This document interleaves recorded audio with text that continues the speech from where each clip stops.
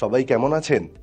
আজকের ভিডিওতে আসুন আমরা শিখি কিভাবে ত্রুটিপূর্ণ এসএমপিএস এ ত্রুটি এবং লক্ষণগুলি তালিকাভুক্ত করতে হয়। উদ্দেশ্য, এই ভিডিও শেষে আপনি সক্ষম হবেন প্রথম, ত্রুটিপূর্ণ এসএমপিএস ঠান্ডা অবস্থায় এটি চালু না করে চিহ্নিত ফিজিক্যাল ত্রুটিগুলি তালিকা করুন। দ্বিতীয়, ভোল্টেজ স্টেবিলাইজারের বিভাগগুলি শনাক্ত করুন। তৃতীয়, বিভিন্ন বিভাগের প্রধান উপাদান শনাক্ত করুন। আসুন আমরা এই বৈবহারিক কাজটি করার জন্য প্রয়োজনীয় টুলস এবং সরঞ্জাম সংগ্রহ করি। ট্রেনিজ টুল কিট একটি সেট, মাল্টিমিটার উইথ প্রোবস একটা, অ্যাডজাস্টেবল টাইপ টেবল ল্যাম্প একটা, ম্যাগনিফাইং লেন্স একটা, একটি ফল্টি এসএমপিএস কিট একটা, অসিলোস্কোপ 20 মেগাহার্টজ একটা, সোল্ডারিং আয়রন কিট একটা, স্পেয়ার কম্পোনেন্টস প্রয়োজন হিসাবে, রোজিন কর্ড সোল্ডার প্রয়োজন হিসাবে।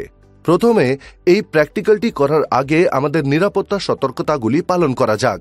প্রথম, পিসি থেকে ডিসকানেক্ট করার আগে মেইন থেকে এসএমপিএস ইউনিট সংযোগ বিচ্ছিন্ন করুন। দ্বিতীয়, DC storage electrolytic capacitor discharge না করে খালি হাত দিয়ে পিসিবি স্পর্শ করবেন না। তৃতীয়, ক্যাপাসিটর জুড়ে তারের সাথে সংযুক্ত একটা ইনক্যান্ডেসেন্ট বাল্ব ব্যবহার করে স্টোরেজ ক্যাপাসিটর ডিসচার্জ করুন। একটি ইনক্যান্ডেসেন্ট বাল্ব নিন এবং স্টোরেজ ক্যাপাসিটর টার্মিনাল জুড়ে এটা কানেক্ট করুন। নিশ্চিত করুন যাতে বাল্বের ফিলামেন্ট ক্যাপাসিটরের উভয় টার্মিনালের সাথে কানেক্ট করে।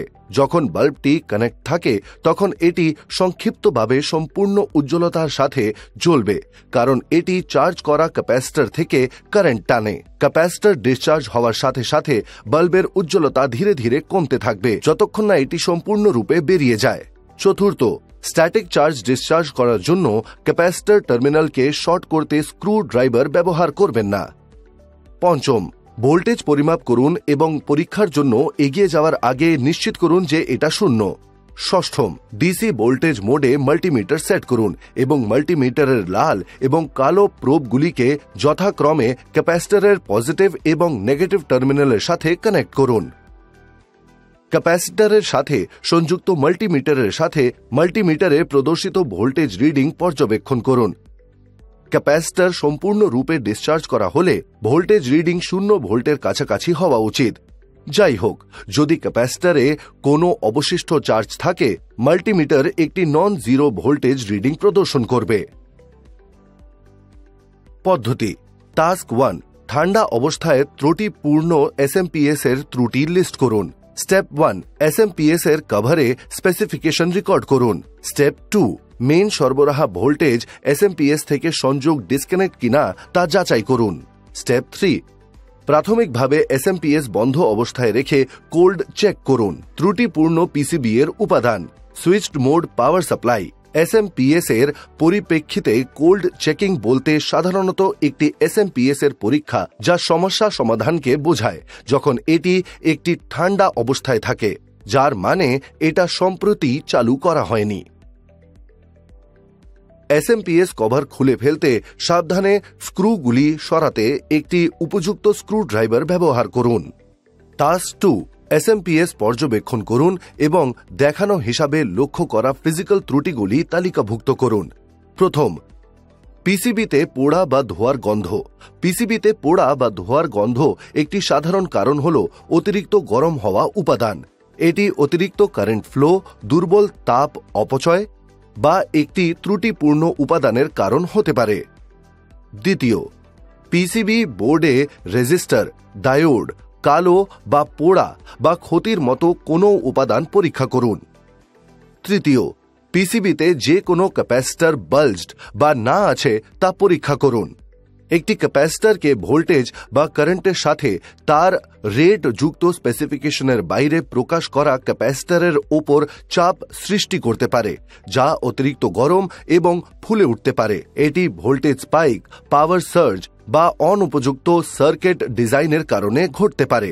চতুর্থ, শর্ট সার্কিটের কারণে পিসিবি বোর্ডে অন্ধকার হয়েছে কিনা তা পরীক্ষা করুন।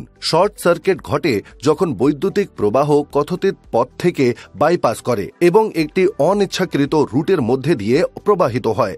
এটা প্রায়শই বিভিন্ন সম্ভাবনা সহ দুটি বিন্দুর মধ্যে সরাসরি সংযোগের কারণে ঘটে। টাস্ক 3 নাম্বার 1, পিসিবি বোর্ডের সাথে সংযুক্ত তারগুলি ভেঙে গেছে কিনা তা পরীক্ষা করুন। পিসিবি বোর্ডের সাথে সংযুক্ত তারগুলি দৃশ্যত পরিদর্শন করে শুরু করুন। ফিজিক্যাল ড্যামেজের যে কোনো চিহ্ন যেমন ঘষে যাওয়া, কাটা বা ইনসুলেশন ভেঙে যাওয়া দেখুন। কানেক্টরস বা টার্মিনালগুলিতে তারগুলি সোল্ডার করা বা ক্রিম করা হয় এমন জায়গাগুলি ভালোভাবে দেখুন। নাম্বার 2, পিসিবিতে কোনো ট্র্যাক কাট আছে কিনা তা পরীক্ষা করুন। ট্র্যাকগুলির ফিজিক্যাল ক্ষতির যে কোনো চিহ্ন যেমন ব্রেক, স্ক্র্যাচ বা ডিসকন্টিনিউটিসের জন্য দেখুন।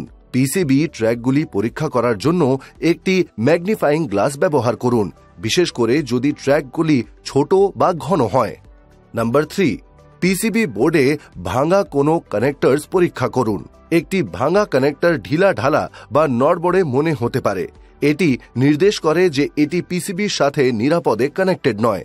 নাম্বার 4, পিসিবি বোর্ডে কোনো ড্রাই সোল্ডারিং পয়েন্ট পরীক্ষা করুন, যেগুলো নিস্তেজ, দানাদার বা রুক্ষ পৃষ্ঠের টেক্সচারযুক্ত joint.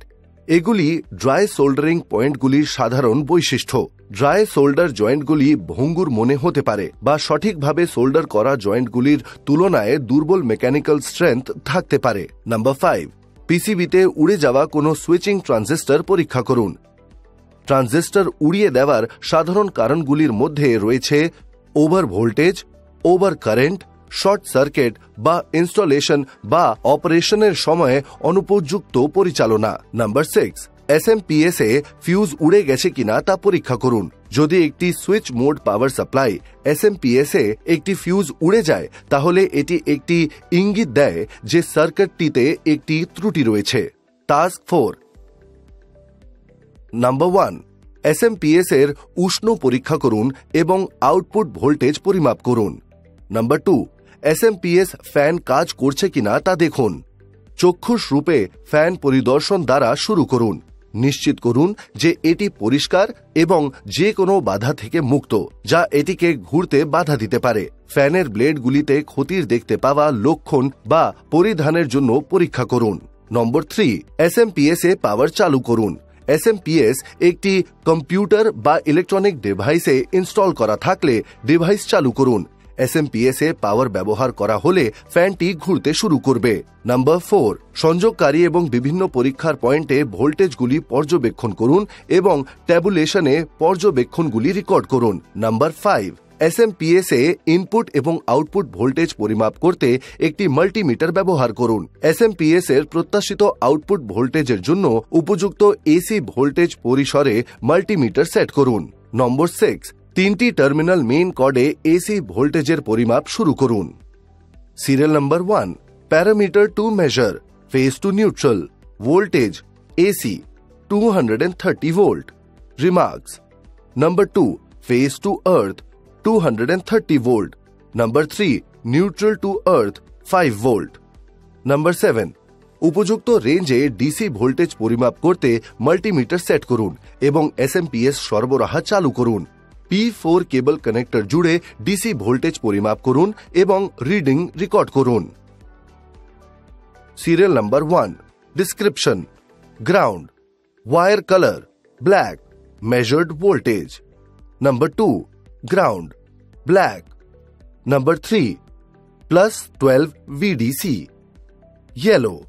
Number 4, +12 VDC yellow. Recap: এই ভিডিওতে আমরা শিখেছি কিভাবে ত্রুটিপূর্ণ এসএমপিএস এ চিহ্নিত ফিজিক্যাল ত্রুটিগুলো তালিকাভুক্ত করতে হয়। দেখার জন্য ধন্যবাদ।